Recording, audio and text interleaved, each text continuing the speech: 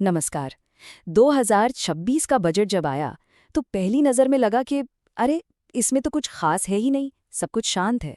लेकिन असली कहानी छिपी है वित्त विधेयक के छोटे-छोटे अक्षरों में। ये वो बदलाव हैं जो भारत के पूरे टैक्स सिस्टम को एक नई दिशा दे सकते हैं। तो चलिए आज इन्हीं छिपे हुए बदलावों को समझते हैं।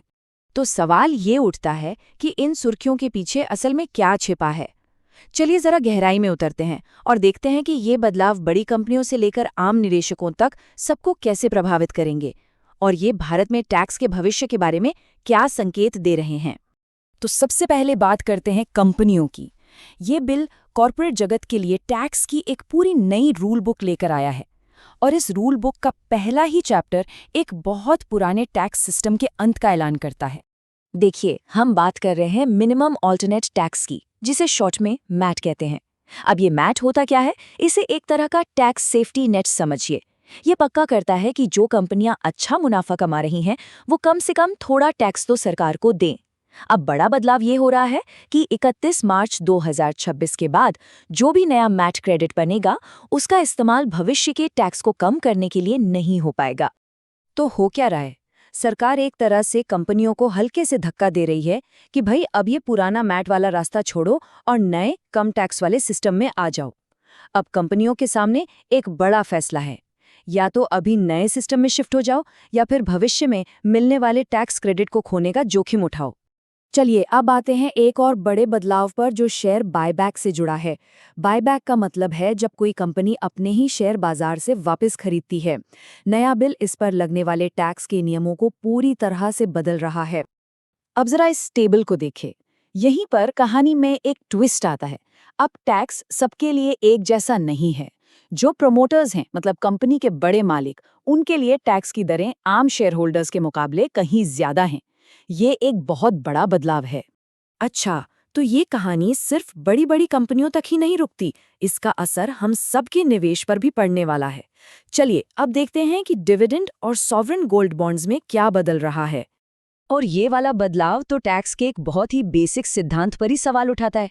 सिद्धांत ये है कि टैक्स आपकी नेट कमाई पर लगना चाहिए, यानी खर्च निकालकर। पहले क्या होता था कि अगर किसी ने शेयर खरीदने के लिए लोन लिया है, तो वो उसके ब्याज के खर्चे को अपनी डिविडेंड इनकम से घटा सकता था। अब ये कटौती पूरी तरह से खत्म कर दी गई है। अब बात करते हैं सॉवरेन गोल्ड बॉन्ड्स की। यहाँ भी एक अपडेट है और इसमें निवेशकों के लिए थोड़ी अच्छी खबर भी है और थोड़ी बुरी भी। तो देखिए, कुल मिलाकर बात ये है। अच्छी खबर ये कि अब कोई कंफ्यूजन नहीं है, बॉन्ड की सारी सीरीज पर टैक्स छूट मिलेगी।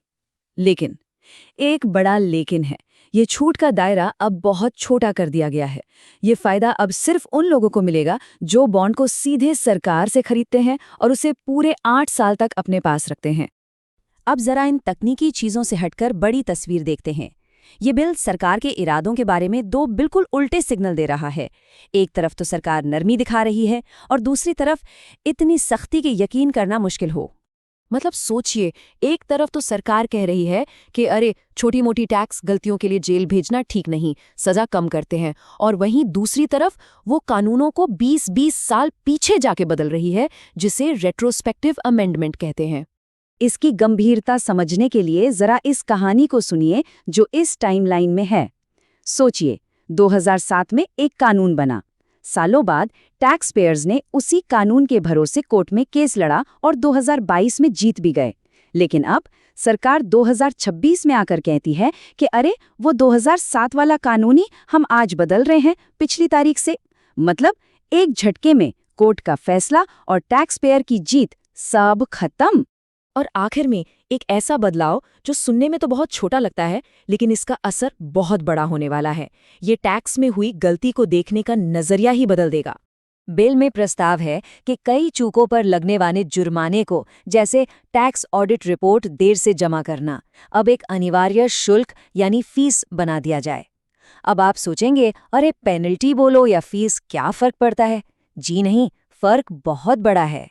देखिए, फर्क ये है, जब जुर्माना लगता था तो आप अपनी सफाई दे सकते थे कि भाई कोई वाजिब वजह थी इसलिए देरी हो गई। लेकिन जब ये अनिवार्य फीस बन जाएगा तो कोई सुनवाई नहीं, कोई सफाई नहीं। एक दिन की भी देरी हुई तो पूरी फीस भरनी पड़ेगी। बस सिस्टम अपने आप आपसे पैसे ले लेगा। और इतना ही नहीं, एक और चीज हो रही है। अब टैक्स की डिमांड और जुर्माना दोनों का ऑर्डर एक साथ एक ही कागज पर आएगा। अब इसमें एक मानवीय पहलू है, एक खतरा है कि हो सकता है ऑफिसर पहले ही मन बना ले कि जुर्माना लगाना है और उसी हिसाब से टैक्स की रकम भी तय कर दे। इससे मुकदमेबाजी और बढ़ सकती है। और यहीं पर आकर हम इस चर्चा के सबसे बड़े और ज़रूरी सवाल पर पहुंचते हैं। जैसे जैसे हमारा टैक्स सिस्टम और ऑटोमेटेड और सख्त होता जा रहा है, तो क्या हम काम को तेज करने के चक्कर में कहीं इंसाफ को पीछे तो नहीं छोड़ रहे? ये वो सवाल है जिसके बारे में हम सबको सोचना होगा।